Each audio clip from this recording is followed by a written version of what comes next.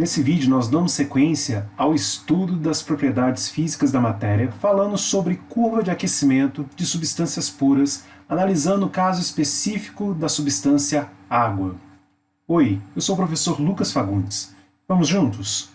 Para começar essa aula, vamos fazer algumas considerações. Vamos começar aquecendo um bloco de gelo que vai estar na temperatura de menos 20 graus Celsius, e para esse bloco de gelo nós vamos fornecer calor numa taxa constante, ou seja, uma velocidade constante de fornecimento de calor. E nós vamos medir a temperatura desse bloco de gelo em função do tempo.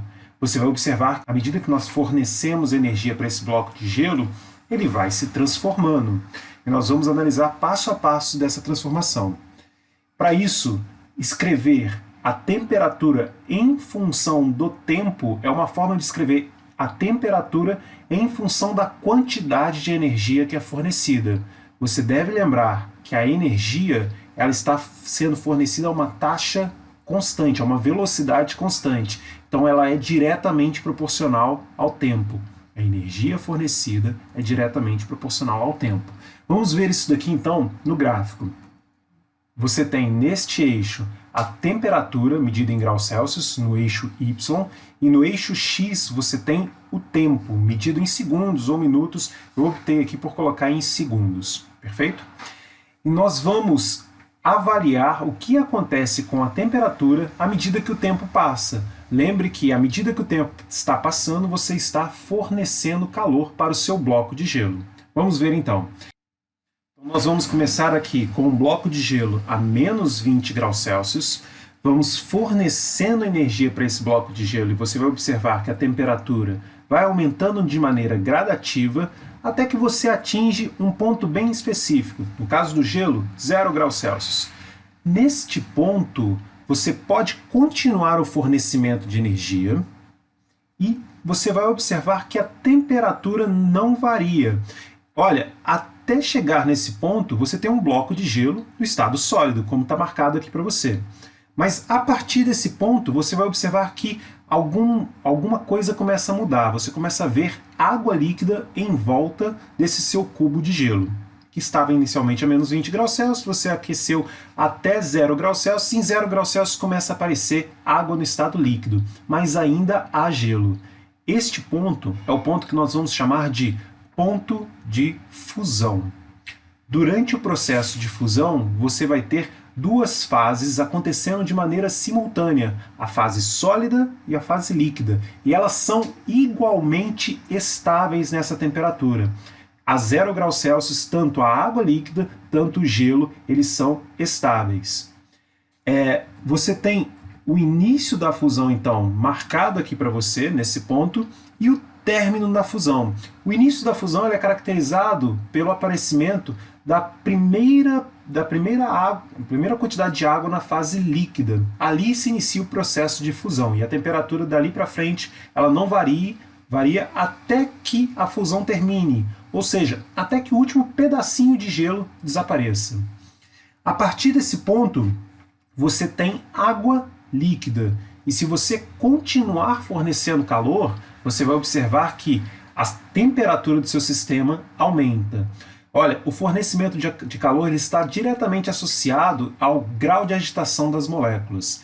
Se você fornece energia na forma de calor, o que você está fazendo com o seu sistema no nível microscópico é fazer com que as moléculas atinjam velocidades cada vez maiores. Isso está diretamente ligado ao conceito de temperatura. Quanto mais calor você fornece, mais rápido as moléculas se movem.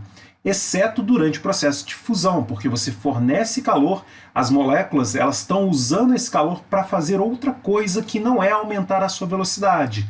Durante o processo de fusão, as moléculas elas se reorganizam para atingir um novo estado físico. E é por isso que a temperatura não aumenta. Mas quando você está no estado líquido, se você fornecer energia, você vai observar que a temperatura ela sofre um aumento gradativo, até um ponto específico. Nesse ponto, no caso da água, no nível do mar, na pressão de 1 atm, nível do mar é a pressão de 1 atmosfera, você vai observar que esse ponto é um ponto cuja temperatura é igual a 100 graus Celsius. Esse ponto nós chamamos de ponto de ebulição. E a temperatura de 100 graus Celsius é a temperatura de ebulição, no qual você fornece energia para a água em fase líquida e ela simplesmente não aumenta mais a sua temperatura. Ela gasta toda essa energia para fazer uma mudança de estado, sair do estado líquido e ir para a fase de vapor. A água começa a entrar em ebulição e toda a energia que você fornece não vai fazer com que a temperatura aumente. É por isso que quando você está cozinhando na sua casa, se você está fazendo um macarrão, um miojo, ou qualquer coisa do tipo que envolva ferver a água, quando a água começa a ferver, você pode simplesmente abaixar o fogo, diminuir a intensidade da chama. Por quê? Porque quando você atingiu este ponto de ebulição, não há como você aumentar a temperatura acima de 100 graus Celsius numa panela aberta. Existem outras estratégias. Você pode usar uma panela de pressão e aí as coisas são um pouco diferentes. Mas isso é tópico para uma outra aula quando a gente falar de diagrama de fases. Então, se você tem a água já fervendo na temperatura de 100 graus Celsius, não adianta fornecer mais calor porque a temperatura da água líquida não vai aumentar. Mas se você consegue confinar o vapor que está sendo gerado, esse vapor você pode aquecê-lo ainda mais. E aí você pode aquecer até temperaturas altíssimas, que não vou mencionar isso agora, de novo, pelo mesmo motivo. A gente pode falar isso numa aula de diagrama de fases, que algumas coisas diferentes também podem acontecer com esse vapor de água. Mas nesse patamar que você observa aqui, você vai ver que a temperatura permanece constante. Assim como aconteceu na fusão, acontece na ebulição. Você tem dois patamares de constância aqui. São patamares lineares, que você fornece energia e a temperatura não muda. Isso é a característica de uma substância pura. Substâncias puras, elas têm esses patamares de fusão e de ebulição constantes. Ou seja, substâncias puras são aquelas cuja temperatura de fusão e de ebulição não variam durante essas transformações de estado. Vale mencionar que algumas substâncias não têm uma temperatura de ebulição ou não têm uma temperatura de fusão.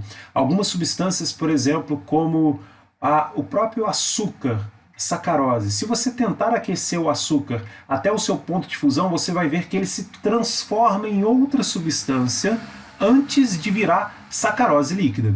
Perfeito? Agora, nesse ponto aqui, você tinha o início da ebulição e o término da ebulição. A partir desse ponto, você só tem vapor. O término da ebulição é caracterizado quando você tem a última gotinha de água indo para a fase de vapor, entrando em ebulição.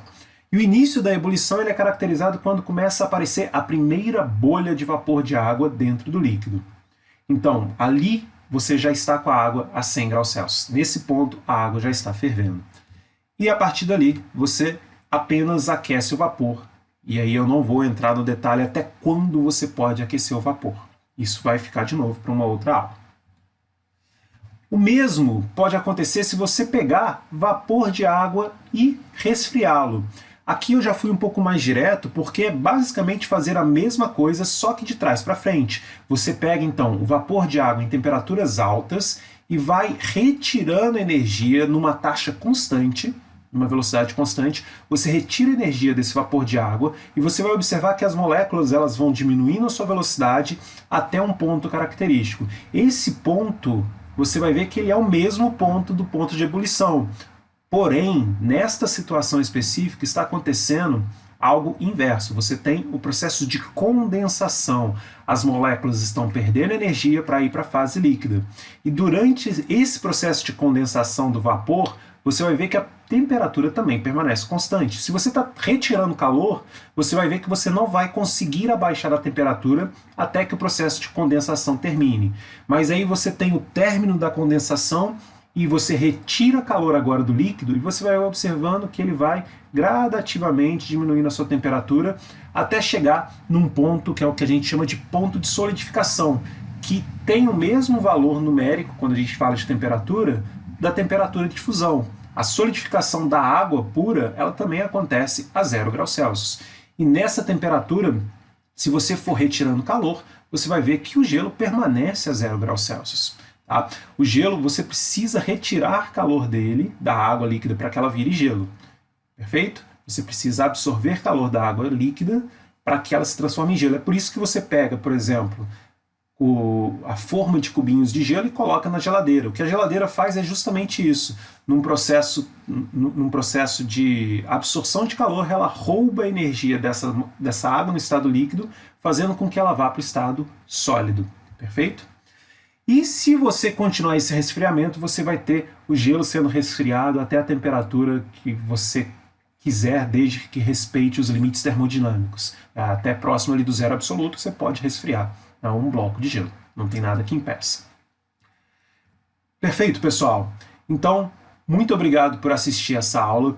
Espero que vocês tenham gostado. Não se esqueça de se inscrever no nosso canal. Siga a gente no Instagram.